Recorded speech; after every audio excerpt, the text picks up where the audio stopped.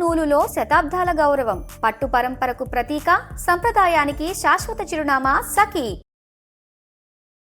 నమస్కారం ప్రభుజీ. హరే కృష్ణ. నమస్కారం అండి. ఎలా ఉన్నారు? బాగున్నా, మీరు ఎలా ఉన్నారు? చాలా చాలా బాగున్నాను. చాలా సంతోషం. ఏకాదశి వ్రతాలని కూడా ఆచరిస్తూ ఉంటారు. ఆ వ్రతాలు ఎలా చేయాలి, చేస్తే ఏమిటి అనేది కూడా చాలా మంది ఒక క్వశ్చన్ అడుగుతూ ఉన్నారు. ఆచరించే విధానం చెప్పండి, అలాగే చేస్తే కలిగేటువంటి ఫలితం ఏమిటి, ఎందుకు చేయాలి అనేది కూడా వివరించండి. అన్నిటికంటే గొప్పదైన వ్రతం ఏదైనా ఉంటే అది ఏకాదశి వ్రతం. అన్ని వ్రతాలు చేసి ఏకాదశి చేయకపోయారనుకోండి, ఏ వ్రతం ఫలితం రాదు. ఓ, ఏకాదశి వ్రతం ఒక్కటి చేసి ఏ వ్రతము చేయలేదనుకోండి, అన్ని వ్రతాల ఫలితం ఏకాదశి ఇవ్వగలుగుతాం. మన శాస్త్రంలో ఉపవాసం అని చెప్పింది కేవలం ఏకాదశికి మాత్రమే. ఓ, కానీ చాలా మంది ఈ రోజు మేము ఉపవాసం చేస్తున్నామండి, ఆ రోజు ఉపవాసం చేస్తున్నామండి, అలా ఇలా చెప్తారు. కానీ ఎక్కడ కూడా అంత నియమంగా ఉపవాసం గురించి చెప్పింది మన శాస్త్రంలో, అంత నియమంగా ఉండాలి అని చెప్పింది కేవలం ఏకాదశికి మాత్రమే. విష్ణువాసరము అని అంటారు. అన్నిటికంటే favourite day of lord Vishnu Ekadashi. Ekadashi వ్రతం వల్ల అసలండి దాని వల్ల వచ్చే ఆధ్యాత్మిక బెనిఫిట్స్ అనేవి మనం చెప్పలేము. ఉపవాసం అంటే ఫస్ట్ అందరూ మేము ఒకసారి ఏకాదశి వ్రతం గురించి చెప్పామండి, ఎలా ఉపవాసం ఉండాలి అన్ని విషయాలు చెప్పాక ఒకళ్ళు హ్యాండ్ రేస్ చేశారనమాట, మాకు ప్రశ్న ఉంది అని. అయితే ఏం ప్రశ్న ఉంది అని అడిగితే, ఏకాదశి రోజు ఏం తినచ్చండి అని ప్రశ్న అడిగారు అనమాట. గంట సేపు నేను లెక్చర్ ఏకాదశి ఉపవాసం ఎందుకు చేయాలి అని చెప్పాక ఏకాదశి రోజు ఏం తినచ్చు అని లెక్చర్ క్వశ్చన్ అడుగుతున్నారనమాట. అయితే ఉపవాసము అంటే ఏంటో ఫస్ట్ అర్థం చేసుకుందాం. ఉప అంటే దగ్గరగా, వాసం అని అంటే ఉండటం. ఉపవాసం అని అంటే భగవంతుడికి దగ్గరగా ఉండటం. ఏ ఉపవాసానికంటే ఇదే నియమం అండి. చాలా మంది ఏం చేస్తారు తెలుసా అండి, మేము ఈరోజు కటిక ఉపవాసం, నీళ్లు కూడా స్వీకరించట్లేదు అని హ్యాపీగా టీవీ ఆన్ చేసుకొని ఇలా బెడ్ పైన పడుకొని ప్రొద్దున నుంచి రాత్రి రాకే ఏ సీరియల్లో ఏ సినిమాలు చూస్తూ ఉంటారు. అయ్యా లేచి గుడికి రండి అండి, నామం లేదు, శరీరంలో ఓపిక లేదు, నిర్జల వ్రతం ఈరోజు. మనం అండి దేన్నైనా సరే ఎంత మెటీరియలిస్టిక్ గా మార్చే శక్తి మానవుడి దగ్గర ఉందండి. శివరాత్రి రోజు జాగరణ చేయండి అంటే లేట్ నైట్ షోలు వాటిలలో సినిమా థియేటర్లో కూర్చొని జాగరణ చేస్తుంటారు. శివుడు పాపం ఏమనుకుంటాడో, ఎంత బాధపడతారో ఇలాంటి వాళ్ళని చూసి ఆశ్చర్యం వేస్తుంది. మనం దేన్నైనా సరే ఎలా పాడు చేయొచ్చో అంత, ఎంత ఫాస్ట్ గా మానవ బ్రెయిన్ పనిచేస్తుందంటే అంత పనిచేస్తుంది. ఉపవాసము అని అంటే, ఆ ఉపవాసం చేసే ఏకాదశి రోజు ఏం చెయ్యాలి అని అంటే, ఇంకా మరింత కృష్ణ సేవ, ఇంకా మరింత భగవన్నామం పలకటం. హరే కృష్ణ కృష్ణ కృష్ణ హరే హరే, హరే రామ రామ రామ హరే హరే. మరింత నామం చేసుకోవటం, మరింత భాగవత గీత వీటిని శ్రవణం చేయటం, అధ్యయనం చేయటం. ఇది ఉపవాసం, భగవంతుడు దగ్గరగా ఉండటం. మరి ప్రభుజీ ఉపవాసం అంటే తినకుండా ఎందుకు ఉండాలని చెప్తారు? ఇప్పుడు చూడండి, ప్రొద్దు నుంచి లేవంగానే తిండి గోలే కదండి మనకి. ఏం టిఫిన్ ఏం చేయాలి, దోశలు వేయటం, ఇడ్లీలు వేయటం, అటు వాయిల్ తీయటం, ఇటు చట్నీ చేయటం, ఇటు సాంబార్ చేయటం, పెట్టేయటం. దాని తర్వాత ఇది అయిపోగానే మళ్ళీ లంచ్కి ఏం కావాలి, భోజనం కోసం కూరగాయలు కట్ చేయటం, వంటలు చేయటం, మళ్ళీ తినగానే నిద్ర వస్తుంది, మధ్యాహ్నం పూట పడుకుంటాం, మళ్ళీ సాయంత్రం కావగానే ఇది అది. దాని తర్వాత మళ్ళీ రాత్రి డిన్నర్ ఏంటి, స్విగ్గీ జొమాటో అవి ఇవి, మళ్ళీ కిచెన్ క్లీన్ చేసుకోవడం, తూడ్చుకోవడం, బాసనలు తోముకోవడం, వీటిలలోనే రోజంతా పోతుంది. ఏం చెప్పారంటే, అయ్యా నువ్వు దేవుడికి దగ్గరగా ఉండాలంటే వీటిని కొద్దిగా దూరం పెట్టాలి, అప్పుడే సాధ్యం అవుతుంది. తినకపోయామనుకోండి, కొద్దిగా తగ్గించామనుకోండి, మనకి నిద్ర రాదు అంతగా.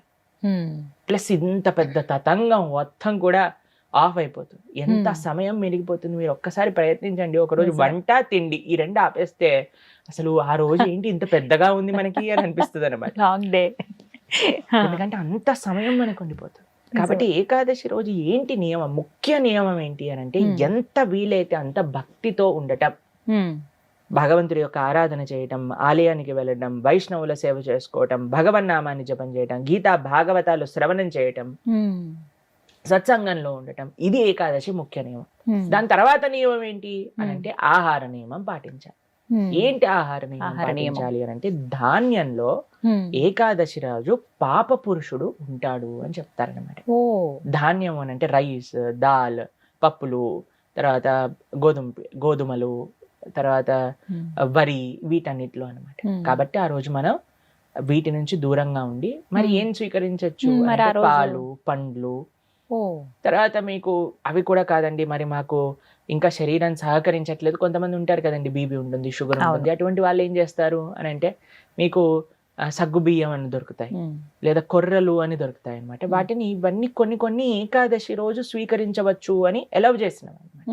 కాబట్టి ఇప్పుడు సరే రోజు సాబుదానా సగ్గుబియ్యం ఎలవ్ చేశారంటే సగ్గుబియ్యం పాయసం, సగ్గుబియ్యం వడలు, సగ్గుబియ్యం ఉప్మా, అన్ని ఒక 10-15 రకాలు చేసుకొని తినమని చెప్పట్లేదండి మేము. ఎవరికైతే వీలుంటుందో ఒక్క రకం చేసుకోండి, వాటిని ఆహారాన్ని స్వీకరించి శరీరం బాగుండేటట్టుగా చూసుకొని భగవంతుడి యొక్క సేవలో పెట్టుకో. కాబట్టి ఏకాదశి ప్రధాన నియమం ఏంటి అని అంటే భగవంతుడి దగ్గరగా ఉండట. కానీ కొంతమంది కటిక ఉపవాసం అని ఉంటారండి, నీళ్లు మాత్రమే స్వీకరిస్తారు ఆ రోజంతా. నీళ్లు కూడా స్వీకరించరు, దాన్ని కటిక ఉపవాసం అంటారు, అంటారా? నిర్జల వ్రతము అని అంటారు అనమాట. చెయ్యండి ప్రభుజీ, మేము నిర్జల చేస్తూ బ్రహ్మాండంగా ప్రొద్దు నుంచి రాత్రి దాకా జపం చేసుకునే శక్తి మా దగ్గర ఉంది అని అంటే పర్ఫెక్ట్. లేదండి మాకు ఏదన్నా లోపలికి వెళ్ళండి, మాకు బ్రెయిన్ పనిచేయదు అని అన్న వాళ్ళు పాలు స్వీకరించండి, లేదండి పండ్లు స్వీకరించండి, లేదండి సగ్గుబియ్యంతో కొద్దిగా అంటే అలా ఉండొచ్చా? ఇందాక మీరు అన్నారు కటిక ఉపవాసం కనీసం. చాలా మంది భక్తులు ఉంటారు, చాలా మంది భక్తులు ఉంటారు, మా ఆశ్రమంలో ఎంతో మంది ఉంటారు. మరి మీ విషయం ఏంటి ప్రభుజీ, మీరు ఉండరా అని అంటే మేము మధ్యాహ్నం వరకు మాత్రం నీరు తీసుకోకుండా, ఏం ఆహారం తీసుకోకుండా ఉపవాసం. మధ్యాహ్నం వరకు మధ్యాహ్నం పూట కొద్దిగా పాలు, కొద్దిగా పండ్లు అలాంటివి స్వీకరిస్తాం అన్నమాట. అలా మేము ఏకాదశి ఉపవాసం చేయడానికి ప్రయత్నం చేస్తాం. వ్రతం, ఏకాదశి వ్రతం అంటే ఏ విధంగా? ఉపవాసమే నిష్టనే వ్రతం అంటారు. ప్రతి నెలలో 2 ఏకాదశులు వస్తాయి. అవును.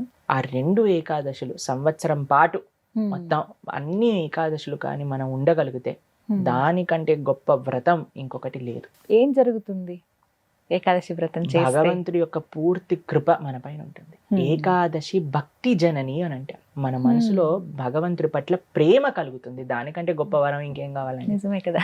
కాబట్టి ఏకాదశి వ్రతం తప్పకుండా చేయాలి. అందరూ కూడా ఆ ఏకాదశి వ్రత మహాత్యాన్ని తెలుసుకోండి, చక్కగా ఏకాదశి వ్రతాన్ని ఆచరించడానికి ప్రయత్నం చేయండి. చాలా అద్భుతమైన రోజు, మీరు సంకల్పం తీసుకొని ముందుకెళ్ళడానికి. చాలా మంది మమ్మల్ని అడుగుతుంటారు, రోజు మా ఇంట్లో ఎవరో వెళ్ళిపోయారు, లేదా మాకు మైల్ ఉంది, అశౌచం ఉంది, మీరు ఎలా ఉన్నా ఏం జరుగుతున్నా ఏకాదశి మాత్రం పాటించవచ్చు, దాంట్లో ఏం ప్రాబ్లం. ఆ రోజు ఖచ్చితంగా ఇవి వింటే బాగుంటుంది, ఇవి పఠిస్తే బాగుంటుంది. భాగవతం వినాలి, భాగవతం చదువుకోవాలి, భగవన్నామం జపం చేయాలి, కీర్తన చేసుకోవాలి, ఆలయానికి వెళ్ళాలి, కృష్ణుడికి తులసితో అర్చన చేయాలి.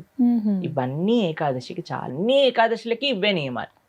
భగవద్ ఆరాధన, భగవన్నామ జపం, భాగవత స్మరణ, ఇవే అన్ని ఏకాదశి. కాబట్టి తప్పకుండా ప్రతి ఒక్కళ్ళు చేయాల్సిన వ్రతం ఏకాదశి వ్రతం. ఎవరైనా ఆచరించవచ్చు, ఏ వయసు వాళ్ళైనా కూడా చేయవచ్చు, చేయదగింది అని అంటే కనుక. ఎస్, చేయగలమన్న ఓపిక ఉండాలి, ఆ ఆసక్తి, ఆ నిష్ట ఉంటే ఖచ్చితంగా ఎవరైనా పాటించవచ్చు.